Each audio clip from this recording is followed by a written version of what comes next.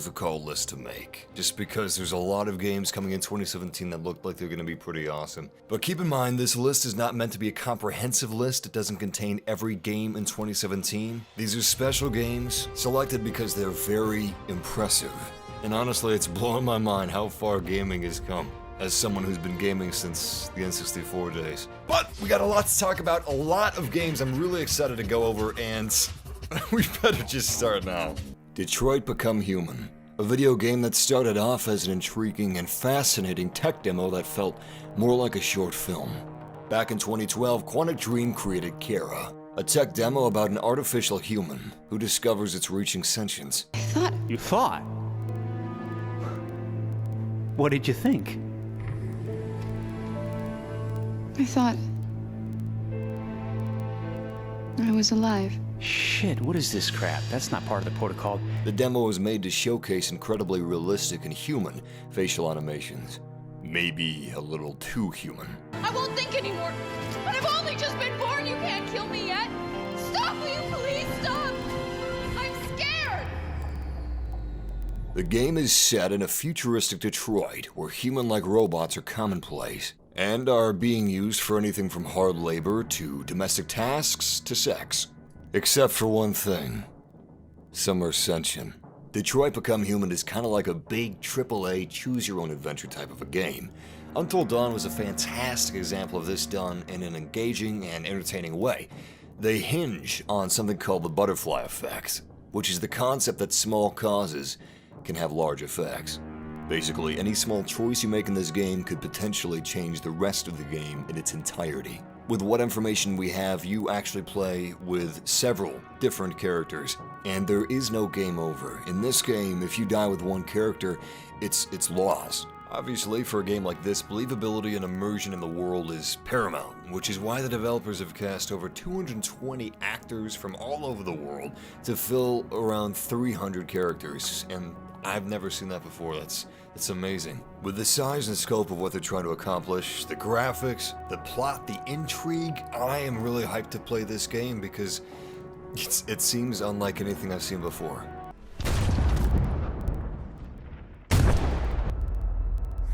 You lied to me, Connor. You lied to me.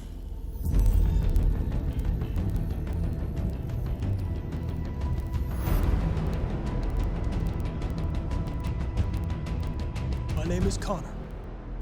This is our story.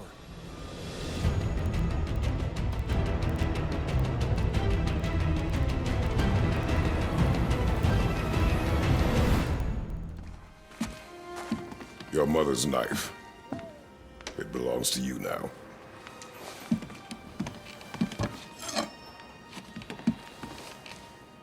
What for? A test. She taught you to hunt, yes? Yes, sir. Then show me what you know. I am hungry. Feed us. New God of War. That's pretty exciting just in of itself. But whoa, hey, was that Kratos? Kratos is still alive? I thought he died at the end of God of War 3. What is this? Is this Norse mythology? I thought it was Greek mythology. Is this a reboot? What? Yes, that is Kratos. No, he didn't die at the end of 3, and this is not a reboot. I'm glad this isn't a reboot, honestly. Remember when they were remaking Spider-Man every few years? We had to go through that origin story every time? Spider-Man Homecoming is doing it right. They're just jumping right into the meat of it. No origin story. I like that. And here they decided to use a pre-existing character, Kratos, so we don't have to go through an origin story. We just get straight to the meat of the good stuff. God of War is set between the worlds of Greek mythology and Norse lore. Exactly to what extent this crossover is going to play into the overall story arc of this game, I'm not sure. We do know that it's a sprawling adventure featuring a great journey through the age of the dying Greek gods and the birth of the ravenous Norse giant. If that all seems confusing, God of War was deliberately titled as such. There's no numeral, there's no subtitle, because although it's a continuation of the series, they are reimagining everything. The first 7 games were Greek mythology, and now they're moving forward, kind of like a BC to an AD type of a thing. They're starting at 0 and moving forward from that. What are you doing? Now his guard is up. Only fire. when I tell you to fire. I'm sorry. Do not be sorry. Be better. God of War has a central theme of a stranger in a strange land. If you're curious how Kratos is now in the Norse world, the game's director Barlog said that the different cultures' belief systems coexisted, but they were separated by geography, suggesting that Kratos traveled from Greece to Norway after the conclusion of God of War 3.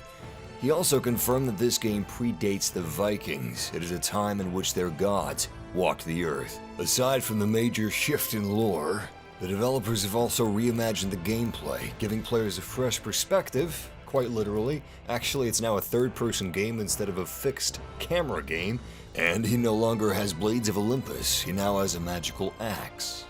But perhaps most interestingly, they're delving deep into the emotional journey of Kratos, particularly to explore the compelling drama that unfolds when an immortal demigod makes the decision to change.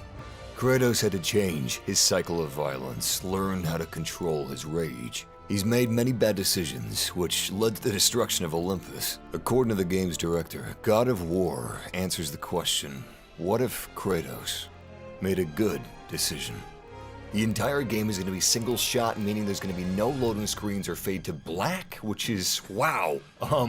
It's also going to be open but not open world, big plus in my book. Quick time events are not going to be like they were in the previous games. The enemy count has been increased to 100 enemies on screen at once compared to the previous title, which was 50. And the developers have already played the game from start to finish, so I don't think it'll be delayed into 2018.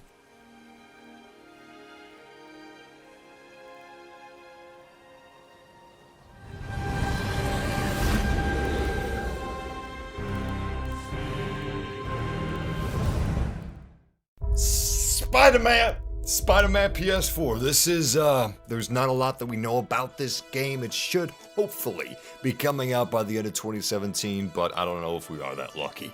Anyway, Marvel game. Yes, we are getting our first big budget AAA Marvel game since 2011. Spider-Man Edge of Time. I hope this one gets the web swinging right. Man, my boy Spidey, alright? He is an awesome superhero. He deserves a good game. The last time we got a tight, swinging Spidey game was Spider-Man 2. It had a weighty feel of inertia, got momentum, and a bit of a skill barrier, a nice, realistic feel. It didn't hold your hand.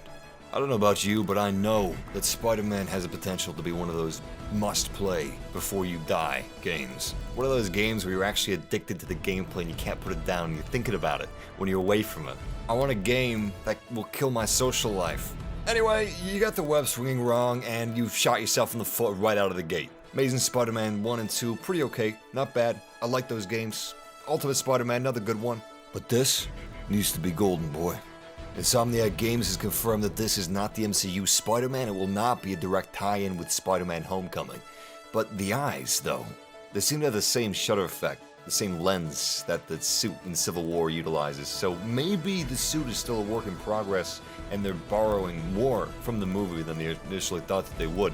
With MCU eye lenses and suit material and an amazing Spider-Man emblem on the back, kinda Sam Raimi-esque emblem on the front, Mr. Negative grunts inside of the trailer, which previously was only a comic hero or comic villain, it looks like they're actually making a Spider-Man game for Spider-Man fans. Oh my god, could they? Are they? Whoa! So Insomniac's made some really good games. They made Ratchet and Clank. They made Sunset Overdrive, which had really fun open world traversal. I liked that. They could do good by Spider-Man. I feel like they're a good choice by Marvel. I am hyped to high hell. I really hope that this game comes out in 2017, but hey, if they need more time, please take it. Even though it'd be smart to release a little close to Spider-Man Homecoming, even though it's unrelated. Ride that hype train, baby. Anyway, graphics look sweet, web swinging looks really good from what we've seen in the trailer. Looks like it's actually sticking to buildings, or at least very close to them and not clouds. Good start. But now I'm going to talk about something very, very exciting, so you might want to find a place to sit if you're standing right now. The new head of Marvel's video game group talked about his AAA plans. He said things like games you cannot under-resource. You can't not give development time to do justice to the game. We think, how do we make the game better? How do we help our partners make the game better? This is giving me a lot of faith. in Spider-Man PS4, but also, it seems to me like we're approaching a Marvel game renaissance. Games for the sake of being epic, playable parts of the Marvel Universe and not just cheap movie tie-ins. I wouldn't be surprised if Sucker Punch was already working on a superhero game for Marvel. Maybe Daredevil. I don't know. MVGU? Yes, please. Yes, please. Yes, please, sugar at top, daddy. That's how I like it. Spank me. Another franchise with a universal acclaim. This is a game people have wanted for a long time, and knowing Rockstar, it should be the game people want as well. I mean, it did win Most Anticipated Game after all. Honestly, it's kind of surreal that this has been officially announced. I hope that GTA Online hasn't ruined Rockstar with its seemingly limitless flow of shark card microtransaction money. Please, Rockstar, please don't give up on incredible single-player experiences for that easy microtransaction shark card cheddar. On second thought, I guess they'd be called Buffalo cards. Whatever. Speaking as a huge fan of both spaghetti westerns and Sergio Leone, which is actually what Red Dead was based off of originally, I would love for this to be their pinnacle, sprawling epic. They're the good, the bad, and the ugly of the Red Dead saga. A true spaghetti western video game, a seemingly unconquerable land, and a plot full of grit, cunning, irony, and pathos. With music from Ennio Morricone.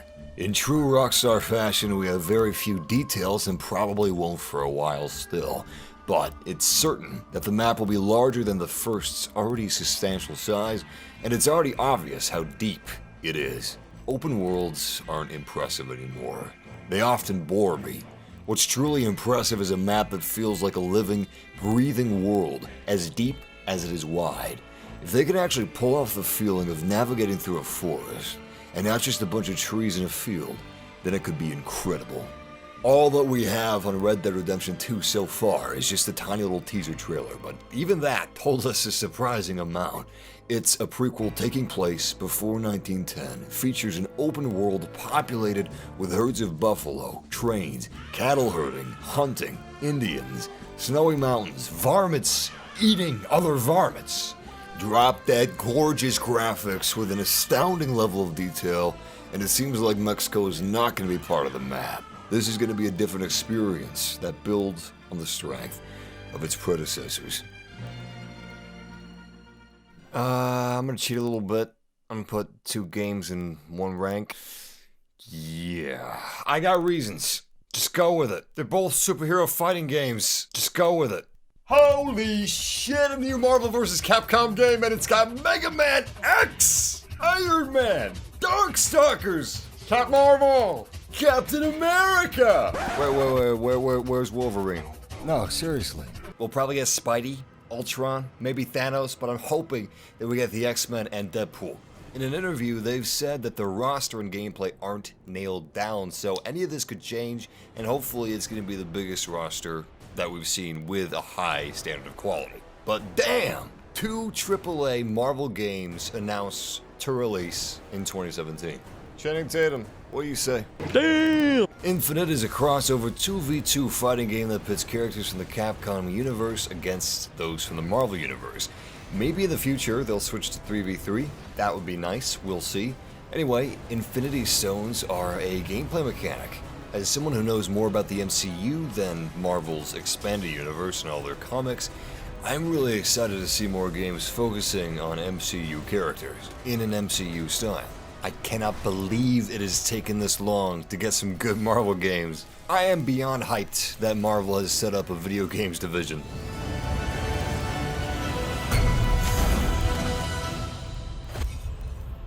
Now for 2017's second superhero fighting game, which focuses more on expanded universe characters than it does cinematic universe characters.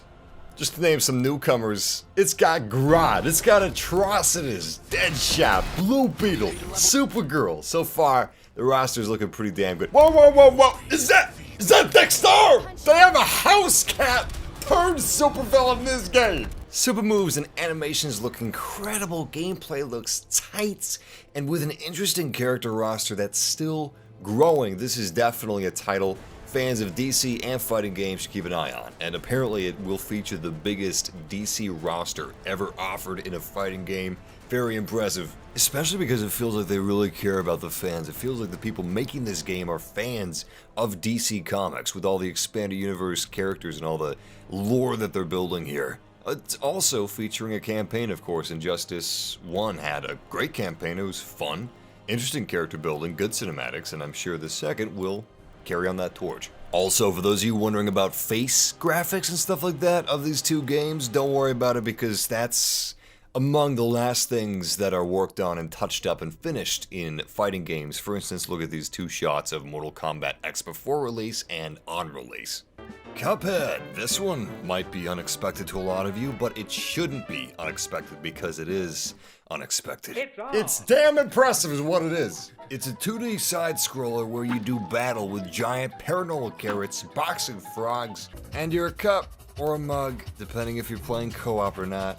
Now, as much as I love me some so real bloody Scream, sometimes I just want an arcade-style game with fun gameplay, and that's what Cuphead is. It's a gorgeous boss rush, bullet hell, side-scrolling platformer. This is what's mind-blowing. Every single frame is hand-drawn, which is an excruciatingly time-consuming process, but it provides a really trippy, authentic aesthetic to the surreal cartoons of the 30s. And sometimes terrifying. It can easily take 30 minutes to draw a single frame, by the way.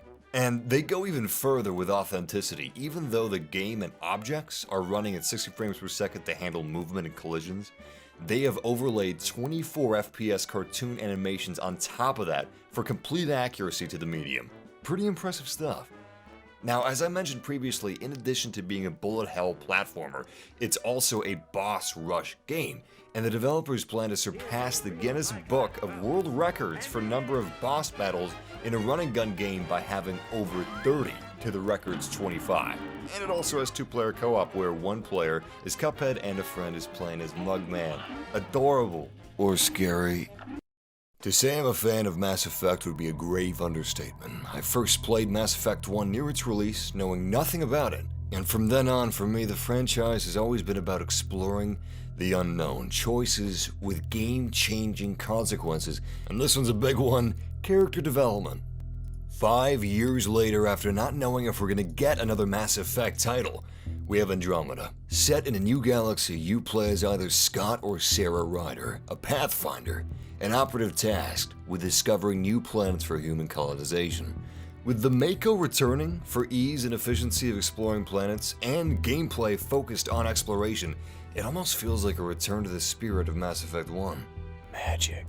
Being in command of a starship and discovering strange new worlds was mind-blowing in 2007, expanding on that concept of exploration, discovery, and an immersive sci-fi plot that builds and forms around your choices 10 years later, rendered in Frostbite 3 is a dream come true. Even though some may remember it differently, Andromeda is the first game in the franchise to be open world. Classes are no longer present. Instead, players have free reign to assign any skills they want and build towards a speciality over the course of the game, with the ability to reassign them at any time without needing a new save. Also, the Nomad is customizable, and gameplay, gunplay, biotics, movement, they have all been refined to be a tighter experience. But above all else, I'm looking forward to the wonder of discovery, consequences, hub worlds to explore, and expanded alien romance options. I'm gonna cheat again. Yeah, I said the list was gonna be 7, but technically it's 9? Anyway, Star Wars Battlefront 2017. The reason it's not one of the 7, the only reason, is because we have absolutely no images or videos and next to no information whatsoever, let alone confirmed information. Well, I'm a huge Star Wars fan, so I'm talking about it anyway. With the 6 months, let me say that again, 6 months, that Disney gave DICE to create Battlefront 2015, I am extremely interested to see what they'll create with a reasonable amount of development time. Battlefront 2015 brought a lot of really interesting gameplay concepts to the table, along with an incredible hero roster. Heroes with each individual unique abilities that were not cookie cutters of each other. in addition to doing a stupendous job of capturing Star Wars magic. The look, the feel, the sound, perfect. Personally, I'm not one of the crowd that wants Battlefield Star Wars. And we certainly don't want Battlefield Hardline Star Wars. Oh God. Now that's not to say there aren't strengths of Battlefield that I would like to see used as inspiration for Battlefront 2017, because that is the case, that's what I want. So yes, some elements of Battlefield, but not too much Battlefield. A little Battlefront 2 in there, but not too much Battlefront 2. I want growth, evolution, innovation on its own terms. I want to be surprised with wonderful, innovative things unique to Battlefront 2017 that I'm going to enjoy. That also carries inspiration from the strength of its predecessors and sister franchises of the publisher. For instance, for those who haven't played Battlefront recently, the developers have created some really interesting concepts that I hope to see continued and evolved in its sequel. The lack of classes, for instance, allows the fluidity of creating your own specialized classes instead of rigid restrictions. Weapons with secondary fire, kind of like Doom 2016's guns, allows for some really dynamic gameplay opportunities, and a pistol that transforms into a sniper rifle, that transforms into an assault rifle, that transforms into an ion cannon. It's great! With proper time for development of this installment, I'm excited to see how they're not only going to capture the magic and visuals and feel of Star Wars again, but the desperation of its wars. Oh, and to play scenes like these! Hatsune Miku Project Diva Future Tone. There are so many awesome games coming out this year, it was really difficult to narrow down this list to 7. LEGO Worlds, Full Throttle Remastered, Crackdown 3, Halo Wars 2, Prey, Resident Evil Biohazard, Ghost Recon Wildlands, and Days Gone. Well, that's probably not going to come out this year. Anyway, so many games. It's really difficult to narrow it down. Horizon Zero Dawn, I'm thinking of them as I'm speaking. Anyway, if you guys like some of these games, if you guys are excited about these games, please leave a comment down below. I want to know what you are excited about, what game you would have liked to see on this list, and what game you're looking forward to in 2018. Red Dead Redemption 2, Spider-Man PS4. Yeah, that might be delayed until 2018. Anyway, haha. If you guys enjoyed this video, join our YouTube fam, subscribe, leave a like. We do live streams, we do videos like this. We have fun. I guess that last one is the most important part, but yeah.